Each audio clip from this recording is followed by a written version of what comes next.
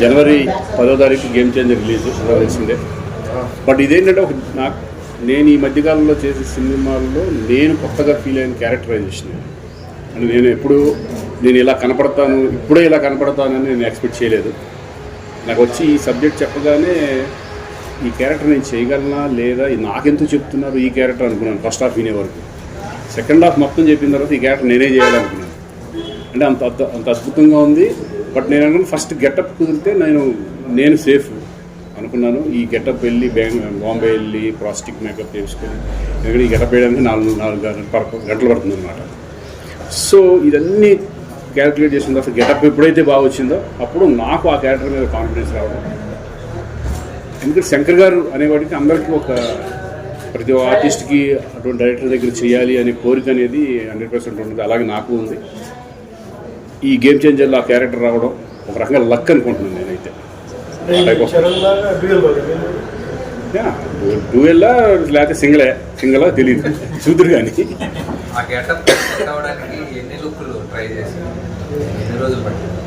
అంటే వాళ్ళు డిజైన్ చేశారు ఏది బెటర్గా ఉంటుంది అనేది. 2-3 అయిన తర్వాత ఒక గెటప్కి వాళ్ళు ఫిక్స్ అయ్యారనమాట. ఫిక్స్ అయ్యి ఇది బాగుంటుంది అని చెప్పేసి అదే గెటప్గా కంటిన్యూ అయ్యారు.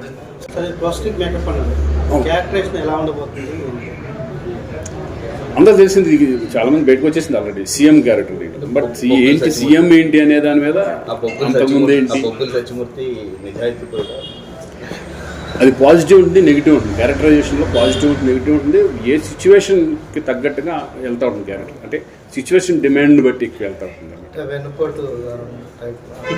అది సినిమా చూస్తే మీకే తెలిసిపోతుంది వెన్నుపోట లేకపోతే సిచ్యువేషన్ పోట, అసలు జరిగిందా జరగలేదా, అసలు ఎవరు చేశాడు దాన్ని అనేది సస్పెన్స్గా ఉంటుంది. మాకు చెప్పొద్దన్నారు కూడా చెప్పట్లేదు.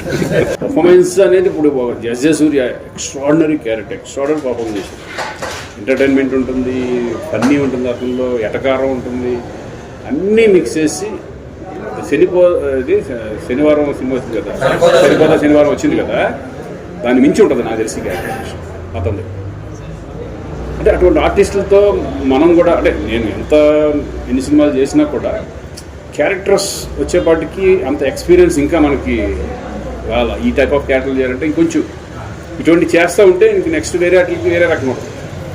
కానీ ఎక్స్పీరియన్స్ లేకుండా ఈ టైప్ ఆఫ్ క్యారెక్టర్ రావడం అనేది ఫస్ట్ ఆ క్యారెక్టర్ చేసినప్పుడు నేను ఇది అవ్వాలి, ఎస్ నేను ఈ ఏజ్ పర్సన్ అనేది నాకు మైండ్లో పడిపోవాలి.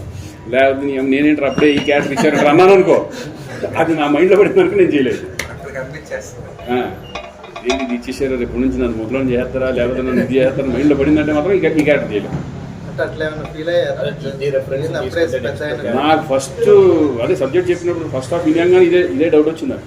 ఈ క్యారెక్టర్ నన్ను అడిగారు నేను ఎలా చేస్తాను. But second half flash back episode మొత్తం చెప్పిన తర్వాత అప్పుడు నాకు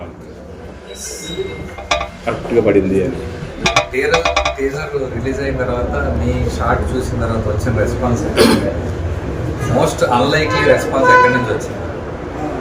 అంటే అసలు ఇంకోటి ఆ గెటప్ వేసి ఇంటికి వెళ్ళిపోయాను. వెళ్తే మా మదరు, ఎందుకంటే అది గెటప్ చేసిందే మా ఫాదర్ లాగా యాక్చువల్గా. ఫాదర్ కూడా అలాగే ఉంటుంది. ఫాదర్ని చూసే సేమ్ గెటప్ నాకు ఇచ్చారు. నేను ఇదేంటి ప్రభావం నాన్నలా నేను ఉంటానా అనే ఫీలింగ్ నాకు వచ్చింది. కానీ ఇంటికి వెళ్ళి ఎదురుగుండా గెటప్ వేసుకుని అలా వెళ్ళిపోయారు. మా ఫాదర్ చనిపోయారు. డైరెక్ట్ లోపలికి వెళ్ళగానే మా మదర్ ఒక్కసారి షాక్ చేసేసి అని కన్ఫ్యూజ్ అయిపోయింది అసలు. నేను కూడా ఏ బేబీ అని పిలవడం. అప్పుడు అనుకున్నాను ఈ గెటప్కి మనం సూట్ అయ్యాము, హ్యాపీగా ఉంది. గోవిందుడు అందరూ వాడలో చేసినప్పుడు చిన్న యంగ్స్టర్స్, అప్పుడు ఇంకా ఏజ్. దాని తర్వాత రంగస్థలం వచ్చింది, త్రిపులార్ వచ్చింది. ఆయన ఇంకా ప్యాన్ ఇండియా గ్లోబల్ స్టార్ లాగా ఎదిగిన తర్వాత ఇప్పుడు వచ్చే క్యారెక్టర్స్ కూడా ఆ రేంజ్లో ఉంటాయి, పర్ఫార్మెన్స్ బేస్డ్ ఎక్కువ ఉంటాయి. ఇప్పుడు ఆయన చేసిన 2 క్యారెక్టర్స్ కూడా పర్ఫార్మెన్స్ బేస్డ్ క్యారెక్టర్స్. అందుట్లో flash back character, Appanna character చేసిన విధానం చూస్తే అంటే అటువంటి క్యారెక్టర్స్ చేయాలంటే చాలా ఎక్స్పీరియన్స్ కావాలి. దాంట్లో సెటిలిటీ, దాని మీద డెడికేషన్, హార్డ్ వర్క్ అన్నీ కావాలి. నాకు తెలిసి డిక్షన్ కానీ అన్నీ చాలా డిఫరెంట్గా ఉంటుంది. ఇప్పుడు కళ్యాణ్ రామ్ సినిమా ఒకటి చేస్తున్నాను. కళ్యాణ్ రామ్, విజయశాంతి గారు ఇవన్నీ చేస్తున్నారు కదా, అదొకటి చేస్తున్నా.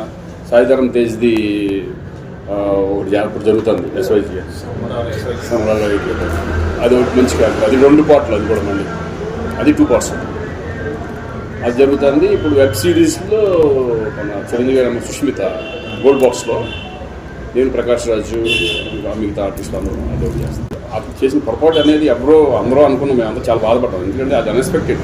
ఎందుకంటే మా హీరోలు అందరూ ఎవ్రీ సినిమా రిలీజ్ రోజు వెళ్తాం, 100% వెళ్తాం. ఇదివరకు చాలాసార్లు వెళ్ళాడు, అందరూ ఆర్టిస్టులు వెళ్తాం, కానీ ఎప్పుడు కూడా అటువంటి ఇన్సిడెంట్ జరగలేదు. అది అన్ఫార్చునేట్, అది యాక్సిడెంట్ లాగానే మనం అనుకోవాలి తప్ప అది ఇంటెన్షన్గా చేసాం కాదు. అరెస్ట్ చేయడం అనేది కూడా మేమంతా ఏంటంటే బాధపడ్డాం, ఎందుకు ఏంటి అరెస్ట్ చేసేంత ఇదేముంది అనిపించింది. బట్ ఇది చట్టానికి మనం ఏం చెప్తాం దానికి, ఎందుకంటే వాళ్ళ పన్నెండు ఎఫ్ఐఆర్ అయిన తర్వాత కంపల్సరీ అరెస్ట్ చేయాలని కాబట్టి అలా చేశారు. కానీ అన్ఫార్చునేట్ అది చేయకుండా ఉంటే బాగుండేది.